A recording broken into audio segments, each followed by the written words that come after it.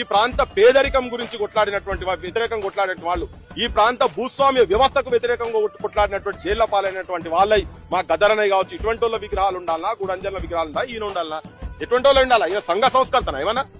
ఒక కిరాయి ఆర్టిస్టునే, ఒక కిరాయి ఆర్టిస్టు 10 సార్ల 20 సార్ల టేకు టేకు టేకు టేకు అంటే అప్పుడు చూసుకొని పాడుతాడు. కానీ ఒకసారి ఇక్కడికి వెళ్లి గొంతులకెళ్లి బయటకు వచ్చిందంటే ఒక నది జాలువారినట్టు జాలువారేటువంటి కవి గాయకులు ఇక్కడ ఉన్నటువంటి తర్వాత వాళ్ళను వదిలిపెట్టి ఇటువంటి వాళ్ళు ఎట్లా పెడుతుంది? కిరాయి గాయకుడు, కిరాయి నటన చేసినటువంటి వాళ్ళు.